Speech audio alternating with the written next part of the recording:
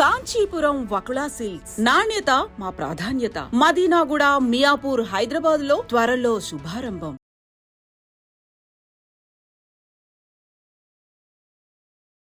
నమస్కారం, welcome to I dream. నేను మీ ఝాన్సీ. ప్రస్తుతం మనతో ప్రముఖ ఆధ్యాత్మికవేత్త, ప్రముఖ జ్యోతిష్య పండితులు రుక్మన్ గదరావు గారు ఉన్నారు. ఈరోజు కొన్ని మంచి విషయాలు ఆయన అడిగి తెలుసుకుందాం. నమస్కారం గురుగారు. నమస్కారం. మాతృదేవోభవ, పితృదేవోభవ, ఆచార్య దేవోభవ. గురుగారు, ఒక్కొక్కసారి మన ఇంట్లో కానివ్వండి, వేరే వాళ్ళ లైఫ్లో అప్పటి వరకు హ్యాపీగా ఉంటారు. ఒక్కసారిగా చికాకులు, చిన్న చిన్న విషయాలు గొడవలు అయిపోవడం, చాలా రోజులు మాట్లాడుకోకపోవడం, ఇలాంటివన్నీ జరుగుతూ ఉంటాయి. అలాగే ఏ పని చేసినా ముందుకెళ్ళలేదు అని చెప్తూ ఉంటారు. ఎప్పుడు ఈ మధ్య కాలంలో ఎందుకో ఏది చేసినా కలిసి రావట్లేదమ్మా అంటూ ఉంటారు. మరి దీనికి కారణాలు వాళ్ళ లైఫ్లో ఏదైనా దోషాలు ఉన్నట్లా, లేకపోతే వాళ్ళ ఇంట్లో ఉండే ఆ పరిసరాలు కానీ, ఆ ఇంట్లో కానీ ఏమైనా దోషాలు ఉంటే ఇలాంటివి జరుగుతాయా? ఒకవేళ అలాంటి దోషాలు ఉన్నప్పుడు దానికి ఎలాంటి నియమాలు కానీ, ఏదైనా పూజలు కానీ, ఎలాంటి పద్ధతులు పాటిస్తే మంచిదంటారు? మామూలుగా ఇంట్లో కొద్ది రోజులు బాగుండి ఉన్నట్టుండి సడన్గా చికాకులు, మనస్పర్ధలు, మాట్లాడుకోకుండా పోవడాలు ఇలాంటివన్నీ జరుగుతున్నాయి అన్నారు కదా. చాలా మంది ఇళ్లలో ఇలా జరుగుతుంది. దీనికి కారణం ఒకటైతే ఉండదు, పలు రకాలుగా ఉంటుంది. ప్రకృతి, ఇక్కడ మనం దేవుడు దేవత అనేది పక్కన పెడితే ప్రకృతి దేవుడు అనుకుందాం. ప్రకృతి అవకాశాలు ఇస్తుంది, బ్రతకడానికి కావాల్సిన అవకాశాలు ఇస్తుంది. అంటే వాళ్ళకు బ్రతకడానికి ఎంత కావాలనేది వాళ్ళకు ఉద్యోగాలు రీత్యా కావచ్చు, వ్యాపారాలు రీత్యా కావచ్చు ఇస్తుంది. ఇచ్చినప్పుడు ఇక్కడ లక్ష్మీదేవి, ఆమె కోపం చాలా ఎక్కువ. దేవతల్లో ఆమెకున్నంత కోపం ఎవరికి లేదు. కాళికాదేవి కోపం ఎక్కువ అనుకుంటారు. ఆమె చాలా శాంత స్వరూపిణి. అసుర సంహారం కూడా ఆమె విశేషంగా ఆయుధాలు ఎత్తుకుని హుంకారాలు చేస్తుంది. కానీ లక్ష్మీదేవికి కోపం ఎక్కువ. రౌద్రే రౌద్ర రూపిణి అన్నారు ఆమెని. అంటే రుద్రశక్తి స్వరూపం ఆమె. అందుకే లక్ష్మీదేవి మారేడు చెట్టుగా, బిల్వపత్రంగా భావిస్తారు. ఆమె లక్ష్మీదేవి సాక్షాత్తు బిల్వ వృక్షంగా భావిస్తారు. ఆమెకు కోపం ఎక్కువ కాబట్టే శ్రీమన్నారాయణ మూర్తిని వదిలేసి వచ్చేసింది వైకుంఠం నుంచి. కొల్హాపూర్కి వచ్చేసింది. కొల్హాపూర్కి వెంకటేశ్వర స్వామి వెళ్ళి తపస్సు చేస్తాడు ఆమె కోసం, అనుగ్రహించమని. 12 సంవత్సరాలు తపస్సు చేస్తారు వెంకటేశ్వర స్వామి. అప్పుడు ఆమె ప్రత్యక్షమయ్యి, ఈ కలియుగంలో ఇంకా నా యొక్క అనుగ్రహం నీకు లేదు, నా అంశతో పద్మావతి దేవి నారాయణవనంలో తిరుపతి సమీపంలో జన్మించింది, ఆమెతో నువ్వు ఈ జన్మలో భార్యగా స్వీకరించవచ్చని అడ్రస్ కూడా ఆమె ఇస్తుంది, డీటెయిల్స్. ఆమె ఇచ్చిన అడ్రస్తో ఆయన ఇక్కడ వెతుక్కుంటూ వస్తాడు. అంటే లక్ష్మీదేవి సాక్షాత్ శ్రీమన్నారాయణ మూర్తిని అనుగ్రహించినట్టే కదా లెక్క. అదే లక్ష్మీదేవి అనుగ్రహం కలిగినప్పుడు ఒక సంసారంలో, ఒక భార్యకు, భర్తకు, కుటుంబానికి దుర్వినియోగం అంటే మనకు జీవితాంతం ఇలాగే వస్తుంది. సంపద ఏమైనా ఖర్చు పెట్టచ్చు, ఎంతైనా ఖర్చు పెట్టి వృధా ఖర్చు ప్రారంభించారంటే ఆమెకు అనుగ్రహం పోతుంది కదా, ఆగ్రహమే వస్తుంది కదా. మళ్ళీ వాళ్ళు ఏమవుతారు, ఒకసారి మెయింటెనెన్స్ విపరీతంగా ఉన్నప్పుడు మళ్ళీ డెఫిసిట్ లో పడతారు. ఆ లైఫ్ స్టైల్కి అలవాటు పడరు. ఇంకా మళ్ళీ వెనక్కి రావాలంటే అప్పుడేమవుతుంది, అప్పులు చేయడం ప్రారంభిస్తారు. వీళ్ళు చేసినటువంటి హంగు ఆర్భాటాలు చూసి ఇచ్చేవాళ్ళు కూడా వీళ్ళకి బాగానే ఉందని ఇస్తారు. అలా ఎంతమంది దొరుకుతుందో అంతమంది తీసేస్తారు. అప్పుడేమైంది, లక్ష్మీదేవి ఆగ్రహం గురయ్యే కొద్దికి అప్పులు పెరగడం స్టార్ట్ అవుతాయి. కొద్ది రోజుల తర్వాత ఏమవుతుంది, మనపురం ముత్తూటికి బయలుదేరడం స్టార్ట్ చేస్తారు. ఈ గోల్డ్ పెడదామని ఇచ్చేవాళ్ళు ఇంక లేరనేసి. కొద్ది రోజుల తర్వాత ఏమవుతుంది, వాళ్ళు మెసేజ్లు పెట్టడం స్టార్ట్ చేస్తారు. మంత్లీ మీరు ఇంట్రెస్ట్ కడతారా, విడిపించుకుంటారు. ఇప్పుడు ఏమైంది ఒకసారిగా, దీనికి కారణం ఎవరు అంటే లక్ష్మీదేవి చంచల, ఒక చోట స్థిరంగా ఉండదు. ఆమెకు రెస్పెక్ట్ లేకపోతే వెళ్ళిపోతుంది. బంగారం తాకట్టు పెడితే కూడా లక్ష్మీదేవి కోపం ఎక్కువ. నన్ను తాకట్టు పెడతావా, నీ అవసరం కోసం నన్ను తాకట్టు పెడతావు ఏకంగా. కొనుక్కుని ఆ తాకట్టు పెట్టించుకుంటున్న వాడికి చేరుతూ ఉంటుంది బంగారు. వాడు కండ్లకు అద్దుకుంటే ప్రతి రూపాయిని కండ్లకు అద్దుకుని పెడతాడు. సాయంత్రం అయితే కూడా అప్పుడే బోనైనట్టు ఇటు తిప్పి తిప్పి ఉండిలేస్తాడు. అంత గౌరవిస్తూ ఉంటాడు డబ్బుని.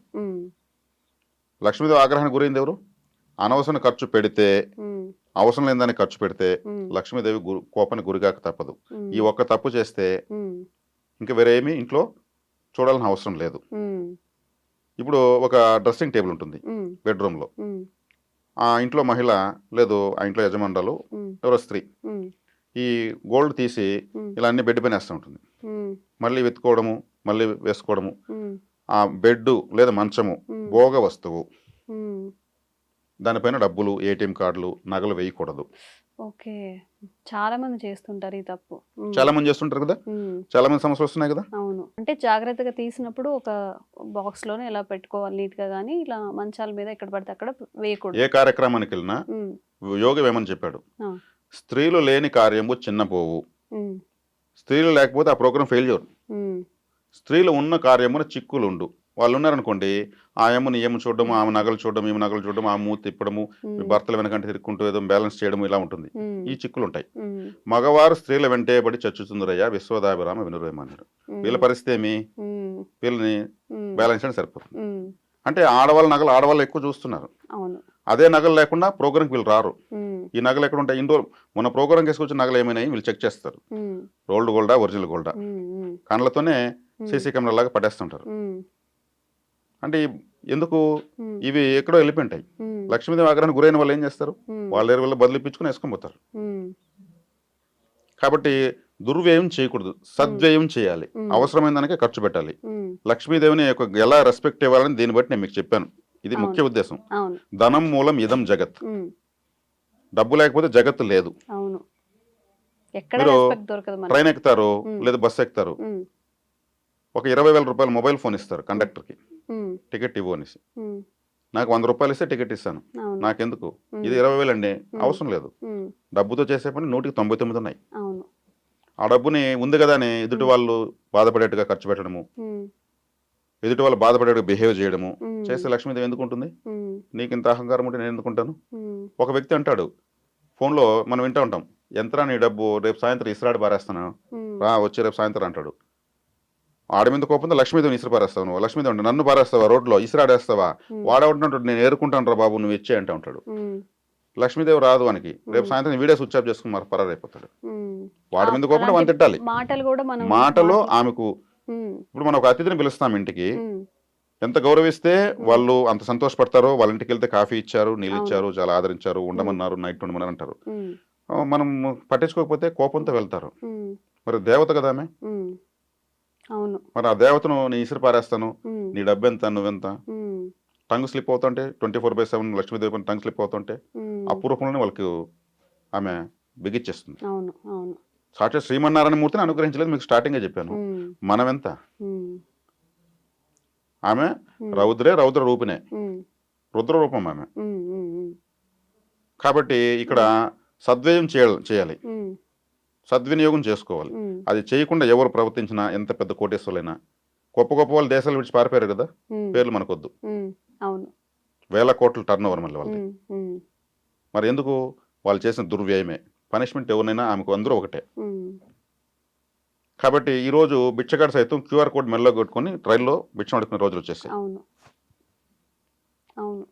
వాడు తుడుస్తున్నాడు, రైలు శుభ్రం చేస్తున్నాడు, డబ్బులు అడుగుతున్నాడు. శుభ్రతకు సువాసనకు లక్ష్మీదేవి వచ్చేస్తుంది. మరి గుళ్ళోకి వెళ్తే కర్పూరము, గంధము, అగరబత్తులు, మరి ఇవన్నీ సువాసనతో వచ్చేవే ఉంటాయి. అక్కడ శుభ్రత ఎక్కువ ఉంటుంది. అదే ఇంట్లో ఎందుకు పెట్టుకోకూడదు? లక్ష్మీదేవి వస్తుంది. కాబట్టి ఆమెకు అడుగడుగున అవమానం జరిగే చోట ఆమె ఎందుకు ఉండాలి? సద్వ్యయం చేయాలంటే చేయాలి. 24/7 దుర్వ్యయమే చేస్తా ఉంటే లక్ష్మీ కటాక్షం ఉండదు, ఈ మాటలు ఉండవు, గొడవలు ఉంటాయి, దూరం అయిపోతారు, అన్నీ జరిగిపోతాయి.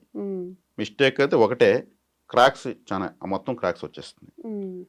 కాబట్టి డబ్బును పట్టుకోవడం నేర్చుకోవాలి. డబ్బుకు ప్రాణం ఉంది, కండ్లు ఉన్నాయి, హార్ట్ ఉంది, అన్నీ ఉన్నాయి. డబ్బుకు చాలా తెలివితేటలున్నాయి. ఎప్పుడు కూడా ఒక్క మాట కూడా పొరపాటుగా డబ్బు గురించి మాట్లాడకూడదు. ఇప్పుడు మనకు రతన్ టాటా గారు ఉన్నారు, ఆయన ఒక ఋషి. అందరూ ఆయన మనిషి అనుకున్నారు, ఆయన ఒక ఋషి. డబ్బు విలువ ఆయనకు తెలుసు, ప్రపంచాన్ని నేర్పించాడు. ఆయన చనిపోయేటప్పుడు కూడా ఇక్కడ వరకు బట్టలు వేసుకొని బెల్ట్ కట్టుకొని ఇక్కడ వరకు అంత క్రమశిక్షణగా ఆయన అటువంటి విధానంతో చనిపోయాడు. ఋషులు వాళ్ళు ఏ రోజు కూడా వృధాగా ఒక్క మాట కూడా మాట్లాడరు, ఒక్క వర్డ్ కూడా వాళ్ళకి వేస్ట్గా రాదు. వాళ్ళను లక్ష్మీదేవి వాళ్ళు అడుగు పెట్టిన చోట ప్రవహిస్తూ ఉంటుంది. దేశాలుగా ప్రపంచాలను సాకేస్తారు వాళ్ళు. వాళ్ళని ఎందుకు ఆదర్శంగా తీసుకోకూడదు చెప్పండి? కాబట్టి ఒక వ్యక్తి ఓ 100 రూపాయలు తీస్తాడు ఖర్చు పెట్టడానికి, ఏదో కొనుక్కోవడానికి. అతనికి కాని వ్యక్తి అవతల కనిపిస్తాడు, టక్మని దీని లోపల 500 ఎత్తి ఖర్చు పెడతాడు వాడు చూసేట్టుగా. నా బందా చూడు, అప్పుడు ఇంకొకరిని ఎక్కిరించడానికి కోసం లక్ష్మీదేవిని వాడుకుంటున్నట్టు కదా. చాలా మంది చేస్తూ ఉంటారు. దుర్వ్యయమే కదా అది. ఉమ్, ఈ డబ్బుతో ఇంటికి ఏదో తీసుకెళ్ళాలి, ఉమ్, కానీ అవతల ఎనిమి వచ్చినప్పుడు ఏం చేస్తాడు, స్టైల్గా దీన్ని ఇలా తీస్తాడు. ఉమ్, అంటే బానిస ఉమ్, లక్ష్మీదేవిని మనకేమైనా ఏజెంటా, సర్వెంటా? ఉమ్, ఆమె మనకు ఆరాధ్య దేవత, ఆమె లేకపోతే లేదు. అవును అవును. మరి ఇలా డబ్బు విషయంలో ఎవరైతే సక్రమంగా ఉంటారో ఉమ్, వాళ్ళకి ఏ దేవత ఆరాధన అవసరం లేదు. ఎకనామికల్ సైన్స్ ఎవరు బాగా నేర్చుకుంటారో, ఉమ్, దాన్ని ఎలా మాట్లాడాలి ఉమ్, నేర్చుకుంటారో, ఇంకా వాళ్ళకి సర్వదేవత అనుగ్రహం వచ్చేసినట్లే. ఉమ్, వెంకటేశ్వర స్వామి అప్పు చేసుకున్నాడు, ఆమె అనుగ్రహం లేకుండా కుబేరుడు అప్పు చేసుకున్నాడు. ఇప్పుడు ఎప్పుడైతే ఇంట్లో ఒక భార్య భర్త ఉద్యోగాలు చేసినా వ్యాపారాలు చేసినా వాళ్ళకి ఆస్తిపాస్తులున్నా ఈ డబ్బుల విషయంలో సరైన నిర్ణయాలు చేయకుండా ఉమ్, వాళ్ళు ఉమ్, రాంగ్ డెసిషన్స్ తీసుకోవడము ఉమ్, ఇలా చేసుకుంటూ వచ్చారంటే వాళ్ళే విడిపోవడము, గొడవలు పడ్డము, ఇంట్లో అన్ని రకాల చికాకులకు కారణమవుతుంది. ఉమ్, ఉమ్, కాబట్టి ఈ ధనం మూలం ఇదం జగత్ అన్న దానిపైన ఉమ్, రూపాయిని పట్టుకొని పిల్లల భవిష్యత్తులకు ఉమ్, ఫ్యూచర్లో మళ్ళీ కావాల్సిన దానికి మనం ఎత్తిపెట్టుకోవాలి. ఇలా జాగ్రత్తగా చేయి పట్టుకొని ఉండగలిగితే సంసారాలు నిలబడతాయి. ఉమ్, లేదంటే వాళ్ళంతటా వాళ్ళే ఉమ్, వాళ్ళ కడగాల్లో అడుగురాలు పెరుక్కున్న వాళ్ళు అవుతారు. ఉమ్, అదే సంసారాలు కూలిపోతాయంటే అటువంటి. ఉమ్, ఉమ్, అవును. ఇది దీనికి అర్థం. గురుగారు, చాలా మంది లైఫ్లో ఒక గోల్ని సెట్ చేసుకొని రీచ్ అవ్వడానికి చాలా తంటాలు పడుతుంటారు, చాలా కష్టపడుతూ ఉంటారు. అయితే దైవ బలం లేకుండా ఏది చేయలేరు అని పెద్దలు చెప్తూ ఉంటారు. మరి దైవాన్ని సరిగ్గా పూజించే విధానం ఏంటి? ఇప్పుడు చెప్తున్నట్లుగా హంగులు ఆర్భాటాలతో పూజిస్తేనే దేవుడు మనల్ని కనుకరిస్తాడా, లేకపోతే మన పని మనం చేసుకుంటూ పోతే ఆయన మనల్ని ఆటోమేటిక్గా ఆయన కన్నా మన మీద ఉంటుందా? అసలు పూజ అంటే ఏంటి, పూజా విధానం అంటే ఏంటి, ప్రశాంతంగా ఆధ్యాత్మికంగా మనం అటువైపు వెళ్ళాలంటే ఎలాంటి విధి విధానాలు పాటించాలో తెలియజేయండి. ప్రపంచం ఒక ఇల్లు అనుకుంటే మన భారతదేశం పూజ గది. అవును. ఈ పూజకు అగ్రతాంబూలము, అదే విధమైన అర్థము, ఒక విధానము నేర్పించినటువంటిది మన భారతదేశము.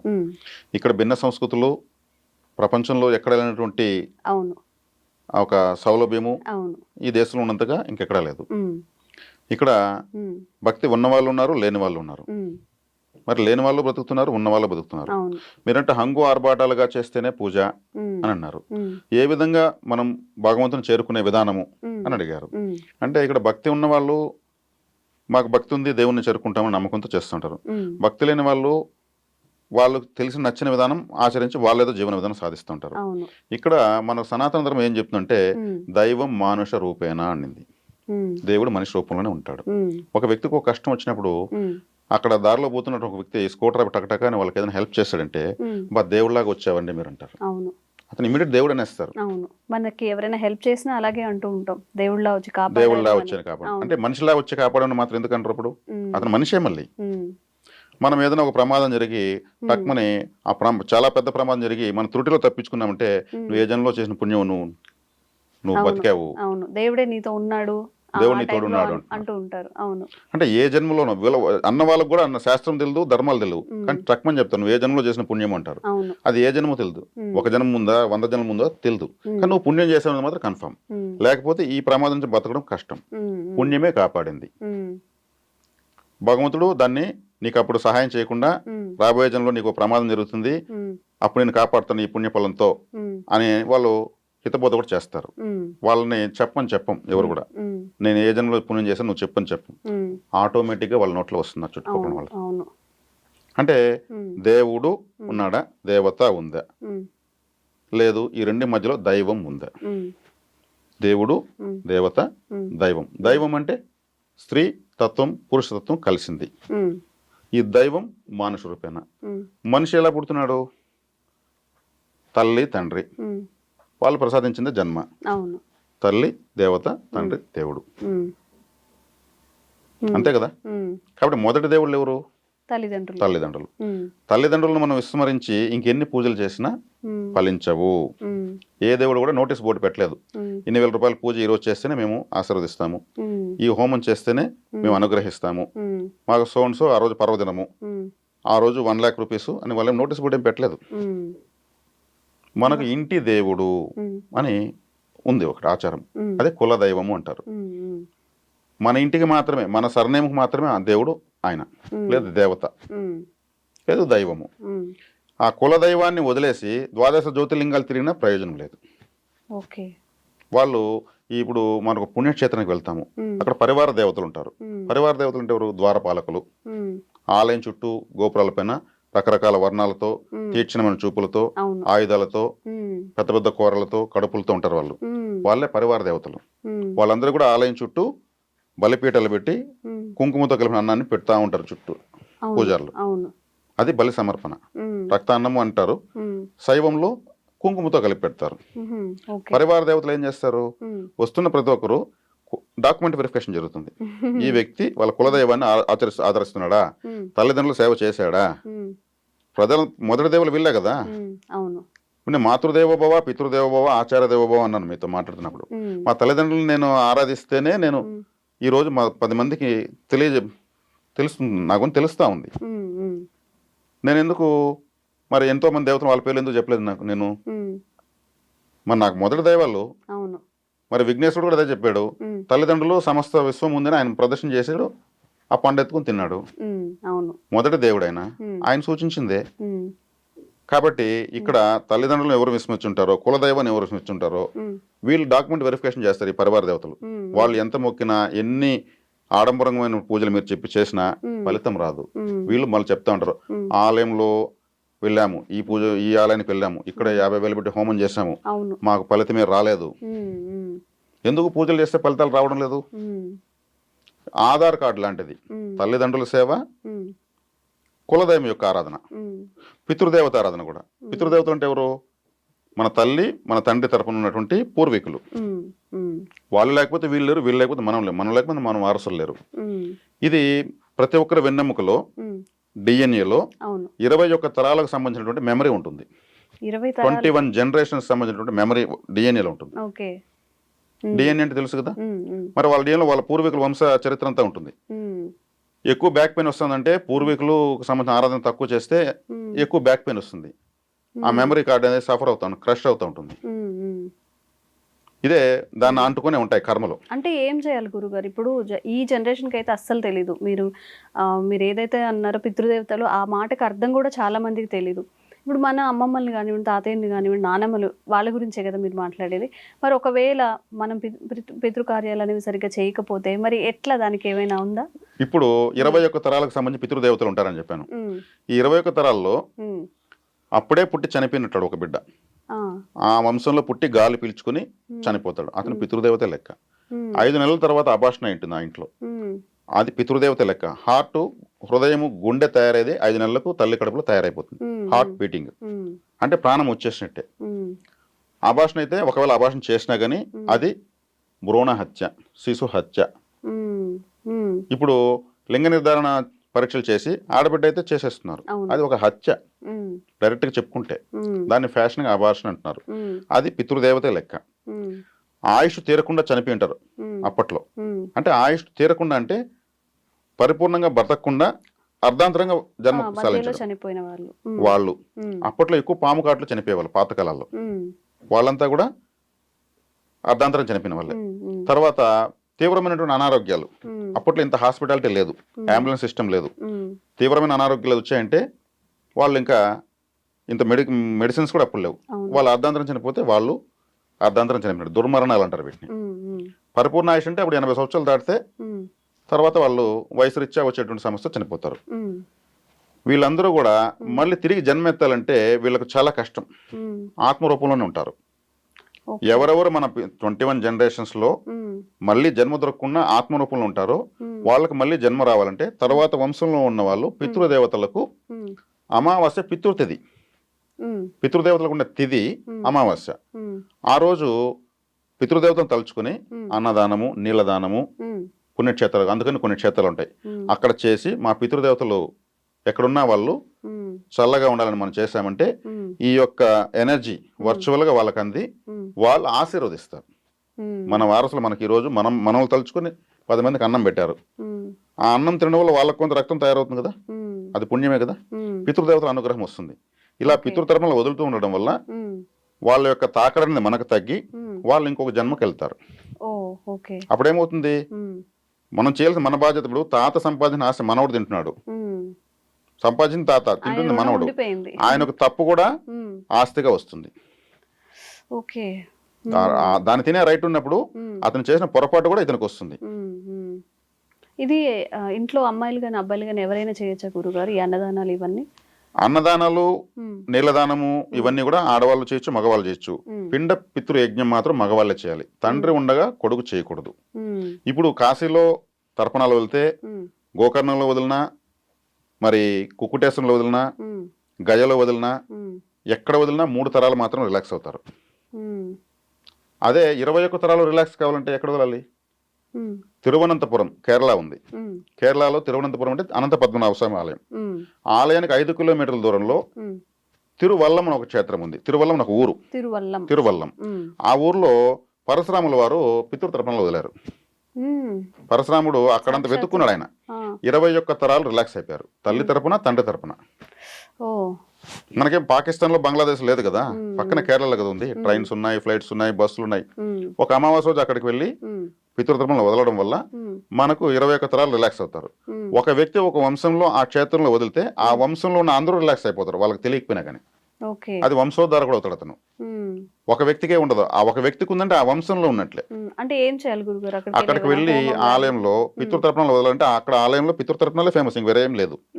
ఓకే. ఆలయంలో టోకెన్ కడితే వాళ్ళు ఆ టోకెన్ ఇచ్చి వస్తువులు కూడా వాళ్ళే ఇస్తారు. ఉమ్, అర్చకులు ఉంటారు, అంటే పురోహితులు. ఉమ్, వాళ్ళు తీసుకెళ్లి కూర్చోబెట్టి మన పేర్లు మనకు ఇప్పుడు నేను చెప్పిన విధంగా అందరి పేర్లు తెలియదు. అవును. ఆ తెలియని వాళ్ళ పేర్లు బ్రహ్మ అని చెప్పుకోవాలి, వాళ్ళ పరబ్రహ్మతో సమానం కాబట్టి. తెలిసిన వాళ్ళ పేర్లు చెప్పి తెలియని వాళ్ళ పేర్లు బ్రహ్మ అని చెప్పి తర్పణలు వాళ్ళు వదిలిస్తారు. ఉమ్, అప్పుడేమవుతుంది, ఎవరెవరు ఉన్నారో వాళ్ళందరికీ కూడా ఉమ్, ఈ యొక్క పవర్ వెళ్తుంది. ఉమ్, అది ఉమ్, అలా ఇప్పుడు- చేయడం వల్ల ఉమ్, వంశం అంతా రిలాక్స్ అవుతుంది. ఉమ్. ఇప్పుడు ఇంట్లో పేరెంట్స్ ఉన్నప్పుడు పేరెంట్సే చేయాలి కానీ వాళ్ళ కొడుకు కానీ కూతురు కానీ చేయకూడదు. ఈ పూజ తండ్రి అనేది చేయాలి. తండ్రి ఉండగా చేయాలి. కొడుకు చేయకూడదు. ఉమ్, తండ్రి లేకపోతే వాళ్ళు మిగిలిన వాళ్ళు చేయొచ్చు. ఓకే. ఓకే. ఇట్లా అన్నదానాలు ఇవన్నీ మహిళలు చేయొచ్చు. ఉమ్, అమావాస్య రోజు ఉమ్, పెరుగన్నము, ఉమ్, పరోటాలు. ఉమ్. పరోటా అంటే తెలుసు చపాతీలా? కదా?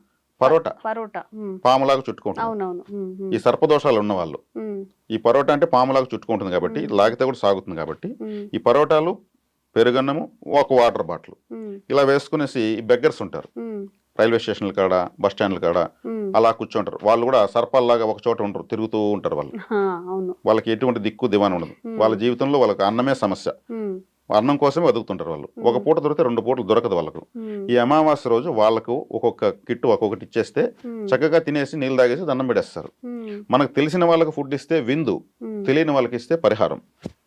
ఓకే. ఈ పరోటాలు తినడం వల్ల ఇక్కడ సర్పదోషం నివారించబడుతుంది. అమావాస్య రోజు ఇవ్వడం వల్ల పితృదేవతలు సంతృప్తి చెందుతారు. అంటే ఏ మంత్ లో అయినా కానీ అమావాస్య ఇవ్వచ్చు. అమావాస్య పితృదేవతలు కూడా అమావాస్య. ఓకే. మకా నక్షత్రం రోజు కూడా ఇవ్వచ్చు. మకా నక్షత్రం పితృ నక్షత్రం, ఉమ్, అమావాస్య పితృ తిథి. ఆహా. నక్షత్రంలో ఎత్తుకుంటే మక, ఉమ్, తిథిలో ఎత్తుకుంటే అమావాస్య. ఉమ్, ఉమ్, ఇలా ఇస్తూ ఉండడం వల్ల ఉమ్, మనకు ఆ తాకడ అనేది తగ్గుతుంది. ఉమ్, ఒక్క అమావాస్యకు సంవత్సరానికి ఒకసారి తిరువల్లం వెళ్ళి రావడం ఉమ్. చాలా మంచిది. తర్వాత పుట్టే వాళ్ళ యొక్క జాతకాల్లో పితృదోషాలు రావు. ఓకే. ఓకే. కాబట్టి కులదైవారాధన ముఖ్యం, ఉమ్, పితృదేవతారాధన ముఖ్యం, ఉమ్, బ్రతుకుండగా తల్లిదండ్రుల సేవ ముఖ్యం. ఉమ్, ఇదేవి చేయకుండా నేను కాశీ వెళ్ళొచ్చాను, ఉమ్, 12 జ్యోతిర్లింగాలు తిరిగాను, ఉమ్, నేను పెద్ద పెద్ద పుణ్యస్థలాలు తిరిగాము అంటూ ఉంటారు. ఉమ్. షుగర్ టాబ్లెట్లు వేసుకుంటూ ఉంటారు. అవును. కర్మ పోదు. ఉమ్, ఉమ్, వాళ్ళు కూడా నేను చెప్పాను డాక్యుమెంట్ వెరిఫికేషన్ జరుగుతుంది. ఉమ్, ఇతను కనీసం తల్లిదండ్రులను పట్టించుకోలేదు, ఉమ్, మన స్వామి దగ్గరికి వచ్చేసాడు. ఉమ్, వాళ్ళు అసలు మన అనుగ్రహించరు. ఫైల్ ముందర పెట్టరు. ఉమ్, ఉమ్, మూల విరాట్ ఎప్పుడు మనల్ని చూడదు. మనం నేరుగా వీళ్ళందరినీ పట్టించుకోం. ఉమ్, ద్వారపాలకుల్ని మొక్కాలి, ఇష్టపడాలి. ఉమ్, వాళ్ళు నిత్యం వాళ్ళకు సేవలో ఉంటారు. ఉమ్, ఉమ్, ఇప్పుడు ఒక ఎమ్మెల్యే వస్తున్నాడంటే గన్మ్యాన్ ఉంటాడు, ఉమ్, అనుచరులు ఉంటారు. ఉమ్. ఆ ఎమ్మెల్యేకి ఎంత ఉన్నప్పుడు పరమేశ్వరుడికి ఎంత ఉండాలా? అవును. మంది మార్బలము, మహావిష్ణువుకి ఎంత ఉండాలా? ఉమ్, వాళ్ళ వాహనాలు ఎక్కడ చూసినా చెక్కుంటారు. ఉమ్, వాళ్ళకి నమస్కరించాలి. ఉమ్. ఇది ఆలయంలో పోయినప్పుడు ఇలా ఆలోచించాలి. తల్లిదండ్రుల సేవ, కులదైవము, పితృదేవతలు ఎవరు మర్చిపోరో వాళ్ళకి ఇంక వేరే దేవతలు అవసరం లేదు. ఉమ్. వీళ్ళ సేవ చేస్తా ఉంటే అందరూ దేవతలు అడక్కనే వీళ్ళకు అనుగ్రహిస్తారు. ఇది ఇప్పుడు మనము మీరు అడిగిన దానికి చక్కటి ఉమ్. వివరణ. నిజంగా గురుగారు, ఈ రోజుల్లో చాలా మంది తల్లిదండ్రులని రోడ్డు మీద వదిలేస్తున్నారని, వాళ్ళ కోసం వెయిట్ చేస్తున్నారని వార్తలు చూస్తూనే ఉన్నాము. నిజంగా తల్లిదండ్రులు చూడకుండా ఎన్ని మొక్కులు మొక్కినా ఏ దేవుడు కరుణించాడని వాళ్ళకి అర్థమయ్యేలాగా చాలా చక్కగా చెప్పారు. ధన్యవాదాలు. నమస్తే.